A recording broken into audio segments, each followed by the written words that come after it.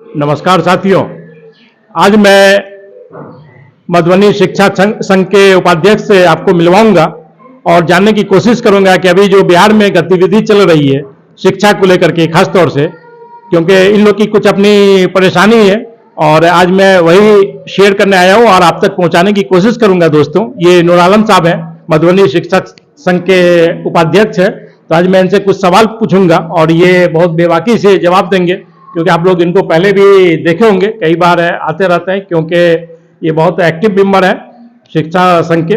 तो आज मैं सर आपसे जानने की कोशिश करूंगा कि बिहार में जो आप लोग पे के पाठक जी निकाले कि 3 बार अगर जो विद्यार्थी, जो टीचर पास नहीं करेगा तो उसकी नौकरी चले जाएगी, तो क्या है ये मसला, इसको लेकर के आप क्या बोलेंगे? मैं तो पहले विलेज अहमद जमाल जो आपकी मीडिया है, मैं उसका धन्यवाद ज्ञापन करता हूं। शुक्रिया।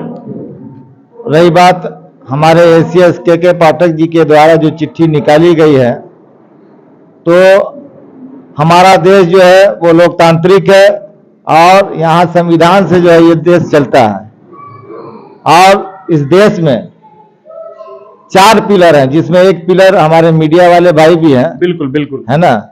और 3 पिलर मैं बताता हूं आपको कि जो भी संविधान में जो भी कानून बनता है वो विधायिका से बनता है, और विधायिका से कानून जब बन जाता है तो उसका जो है अनुपालन, उसका पालन जो है कार्यपालिका के लोग जो है करवाते हैं। और कार्यपालिका के द्वारा अगर नहीं माना जाता है तो वो सारे केस न्यायपालिका में जाते हैं। बिल्कुल बिल्कुल। तो कहने का मीन्स कि यहाँ जो है 4 स्तंभ है। एक तो हो गया आपको विधायिका, दूसरा कार्यपालिका, तीसरा न्यायपालिका और चौथा जो है वो मीडिया के भाई। अच्छा सर, एक बात मैं जानने की कोशिश करूंगा कि के पाठक को क्या टीचर लोग से कुछ जाति दुश्मनी है क्या? नहीं, अब तो उनको क्या है इसके बारे में हमें नहीं मालूम। ऐसे डॉक्टर अजय साहब ने कहा था उनके बारे में और ये पूरा बिहार वायरल हुआ था। तो खैर उनके निजी इस पे मैं नहीं जाऊंगा, नहीं करेंगे, नहीं टिप्पणी मैं नहीं करना चाहता हूं। मैं ये अपने शिक्षक भाइयों से ये कहूंगा कि वो उन्होंने जो चिट्ठी निकाली है, के पाठक द्वारा जो चिट्ठी निकाली गई है, तो के पाठक भी जो है वो कार्यपालिका के अंतर्गत आते हैं, न कि वो विधायिका के अंदर आते हैं। हमारा देश जो है डेमोक्रेसी से चलता है। बिल्कुल बिल्कुल, ब्यूरोक्रेसी से नहीं चलता नहीं है, इसलिए हमारे नहीं चलता। जी, हमारे शिक्षक इस बात से न मतलब डरे कि जो है के पाठक जी का चिट्ठी निकल गया, अरे उस पर अभी विधायिका का मोहर नहीं है, वो कौन होते हैं हमको हटाने वाले? बिल्कुल बिल्कुल। इसलिए हम शिक्षकों से कहेंगे कि आप जिस तरीके से आंदोलनरत हैं, आप आंदोलन करते रहें, आपकी जीत सुनिश्चित है, आपको कोई नहीं जो है हटा सकता है। अभी आप दूसरा क्वेश्चन शायद मैं आपसे एक पूछूंगा कि ये किशोर प्रसाद जो है, ये आप लोगों को कन्हैया प्रसाद, ये आप लोगों को वार्न किए हैं कि अगर जो पटना जाएगा आंदोलन में तो उसको मैं एफआईआर करूंगा उस टीचर पे। तो ये क्या मसला है सर, किस तरह के आंदोलन आप लोग करने जा रहे हैं? अभी आपने देखा होगा ये शीतलहर का जब मौसम था और के पाठक जो छुट्टी में गए हुए थे और दोबारा जब वो आए तो उन्होंने जो है पटना के डीएम साहब से शो कॉज कर दिया। आज कन्हैया जी जो है निकाले हैं, क्या उनका डर भर खत्म हो गया? अब जो है डीएम साहब को देते हैं चिट्ठी कि अब आप एफआईआर कीजिए। शिक्षक क्या ये ब्रिटिश राज चल रहा है?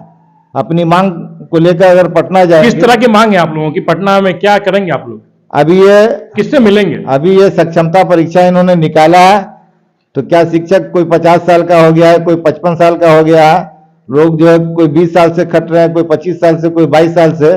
और इससे पहले मैं आपको बता दूं कि 2009 में दक्षता परीक्षा लिया गया, दक्षता परीक्षा लिया गया, जिसका हम लोगों ने भरपूर विरोध किया।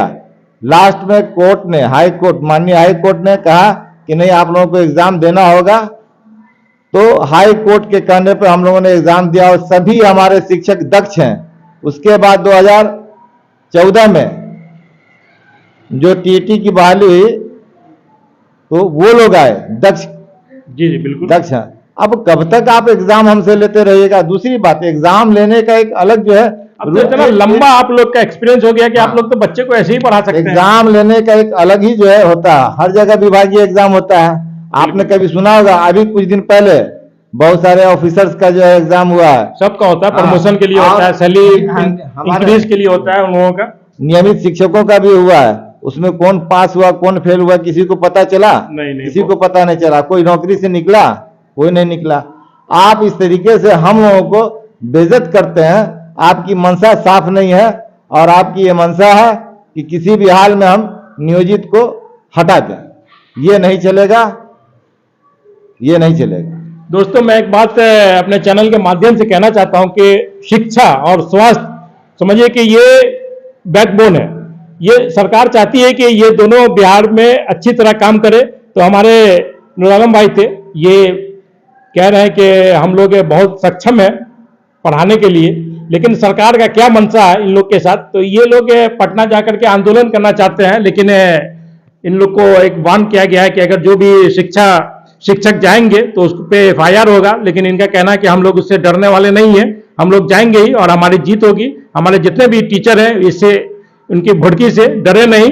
अच्छा सर, ये बताइए के पाठक क्या मतलब उनकी टाइप करने से कुछ आप लोग पे असर पड़ा है क्या? मैं तो पहले आपको एक ही बार बता दिया कि यहाँ मतलब ब्यूरोक्रेसी से नहीं चलता है, डेमोक्रेसी से चलता है। और उनकी जो चिट्ठी निकली है उससे हमारे सेहत पे कोई फर्क नहीं पड़ता, क्योंकि उस पे विधायिका का मोहर नहीं है। सरकार तो खुद अभी डगमग में अपने बहुमत को जो है गिनवाने में लगी हुई है। सरकार के आदमियों ने कहा है, उनके मंत्रियों ने कहा है कि 13 तक आप रुक जाइए, हम तो खुद बहुमत सिद्ध करने के फिराक में लगे हुए हैं और आपकी मांग जो है हम सुनेंगे। और 13 तक हम शिक्षक भाइयों से भी कहना चाहेंगे कि 13 तक सरकार के लोगों ने ही कहा है कि फॉर्म नहीं भरिए। सुन सकते हैं दोस्तों, एक शिक्षा संघ के उपाध्यक्ष है मधुबनी जिला के, इनका कहना है कि अभी सरकार की नैया तो खुद डगमगा रही है, हम लोग उस पर क्या करेंगे। तो हम लोग 13 तक हम लोग को कहा गया है कि आप रुके, 13 तक हम लोग का बहुमत सिद्ध हो जाएगा, उसके बाद आप लोग को जो करना है करें, आंदोलन करें। क्या आंदोलन करने के लिए उन्होंने कहा बैठ के हमारे साथ टेबल टॉक होगी, बैठ के टेबल टॉक। एग्जाम से कोई डरता नहीं है, मगर आप इस तरीके का मामला नहीं कीजिए, हम लोग को बेइज्जत नहीं कीजिए कि बार बार एग्जाम लेंगे और इस तरीके से पेपर में आना, ये वो हर जगह विभागीय एग्जाम है। अभी कंप्यूटर के बारे में उन्होंने कहा है, 20 साल से मैं पढ़ा रहा हूं, कंप्यूटर का कोई ज्ञान नहीं है।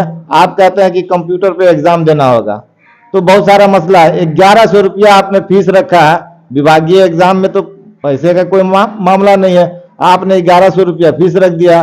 दूसरी बात, नहीं अगर 3 अटेम्प्ट में पास अगर नहीं करे तो आपको नौकरी से निकाल दे।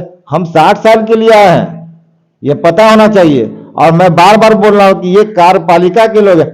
आज ये IAS हैं, के पाठक द्वारा जो आज वो IAS हैं, मैं चाहूंगा कि आज उनसे एग्जाम ले लिया जाए, UPSC का एग्जाम ले लिया जाए। और नहीं बात है, प्रैक्टिस छूट गई होगी उनकी, बहुत सारी चीज भूल गए होंगे, उम्र के साथ तो लोग भूलते ही हैं। तो आपका भी कहना दुरुस्त है।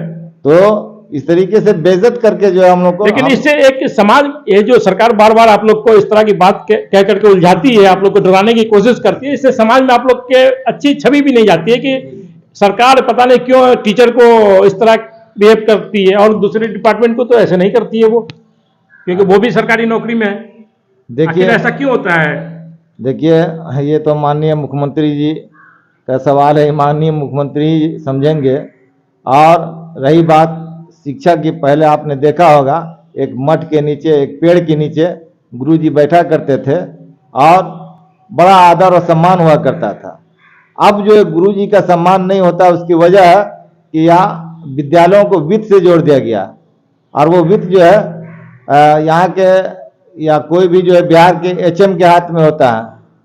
तो पहले आप देखे होंगे, आपका बचपना रहा होगा कि पहले जो है गुरुजी लोग कहा करते थे, हम लोग तो बता रहा हूँ, जी, पहले लोग गुरुजी कहा करते थे। और जब से गेहूं बंटवारा हो गया, गेहूं जब से बंटवारा हुआ स्कूल में बच्चों के बीच, तब से वो हो गए सर जी हो गए। और उसके बाद जब ये पैसा आया, पोशाक का पैसा आया, कहता मध्याह्न भोजन चला, तब ये हो गया क्या, मालूम, मशरवा हो गया। तो ये बात है, स्तर गिरता गया, स्तर गिरता गया। और मास्टर जो है आपको टैलेंटेड मिलेगा, उसमें कोई कमी नहीं, वित्त से जुड़ा हुआ मामला है इसमें, मतलब जो वित्त से पढ़ाने के अलावा आप लोग को उलझा दिया गया कि गेहूं बांटो, चावल बांटो, पैसा बांटो। जो भी काम करेंगे वो शिक्षक करेंगे, चाहे वो सुअर की गणना हो, बैल की गणना हो, बकरी की गणना हो, आदमी की गणना हो, बगैर शिक्षक के सरकार चल ही नहीं सकती है। फिर भी शिक्षक का जो है इज्जत और सम्मान नहीं हो रहा, ऐसे पदाधिकारियों के चलते नहीं हो रहा है। दोस्तों आपने सुना नूर आलम साहब ने कितनी अच्छी बात बताई कि बिहार हो या फिर दूसरा स्टेट हो, हर जगह शिक्षक का बहुत बड़ा रोल होता है, चाहे वो कोई भी जनगणना हो, कोई भी गणना हो, उसमें बगैर इनके पॉसिबल ही नहीं है। तो दोस्तों नूर आलम साहब थे ये जिला मधुबनी जिला के उपाध्यक्ष शिक्षा संघ के। तो आज ने आप इनकी बात सुनी आप, और आप कुछ मैसेज देना चाहते हैं अपने शिक्षक जो भी संघ के आप लोग के हैं? मैं फिलवक्त मैं यही मैसेज दूंगा, कोई भी शिक्षक हो अपना कर्म जो है कर्म करें और कर्म का फल ऊपर वाले से जो है रखें, और हर जगह एक दूसरे के विरोधी होते हैं, आप उस पर नहीं जाएं। आपका काम है बच्चों को पढ़ाना, पढ़ाएं। अभी मैं ये मैसेज दूंगा कि अभी शिक्षक एकता मंच, जो बहुत सारे संगठन आपस में बिखरे हुए थे, अभी बिहार राज्य के अंदर शिक्षक एकता मंच बनाया गया, उस प्लेटफॉर्म पे आपका आंदोलन हो रहा है। और मैं चाहूंगा कि कोई ये सक्षमता परीक्षा जो आपसे लिया जा रहा है, कोई भी आदमी फॉर्म नहीं भरे, और आपका कोई भी पदाधिकारी कुछ नहीं कर सकता, क्योंकि विधायिका से कानून बनता है और उसको कार्यपालिका जो है। अच्छा मैं बता दूं अभी कि इससे पहले बबीता चौरसिया मधुबनी जिला की ही रहने वाली थी। कौन थी ये? जो बीपीएससी में कंप्लीट की थी और उसने संगठन बनाया था। अच्छा जी, श्री के पाठक द्वारा उनको बर्खास्त कर दिया गया और उनको जो है नियोजन उनका रद्द कर दिया गया। आज वो केस की और उनको बहुत फटकार लगा न्यायालय के पाठक, न्यायालय के जी न्यायालय के द्वारा के पाठक को बहुत फटकार लगा। आज उनको 1 महीना के अंदर कहा गया है कि बबीता चौरसिया को डीओ साहब को दिया गया कि 1 महीना के अंदर इनका ज्वाइनिंग होना चाहिए। क्योंकि दोस्तों ये देश संविधान से चलता है, किसी के डिक्टेटरशिप, कोई हिटलरगिरी यहाँ पे नहीं कर सकता है। एक संविधान है, संविधान के तहत आप जो भी चाहते हैं, चाहे वो शिक्षक से हो, कोई भी अफसर से हो, आप करवा सकते हैं, संविधान के तहत ही करवा सकते हैं। अच्छा सर, आप आखिरी में नीतीश कुमार को कुछ संदेश देना चाहते हैं अपने? मैं चाहूंगा माननीय मुख्यमंत्री से, फिलवक्त तो वही मुख्यमंत्री हैं। नहीं, मुख्यमंत्री तो बहुत अच्छा है, नीतीश कुमार बिहार, उनका कोई उन्होंने दिया है, सुनिए उन्होंने दिया है, आगे वही देंगे, मगर इस तरीके से बेइज्जत करके ना दें तो बेहतर होगा।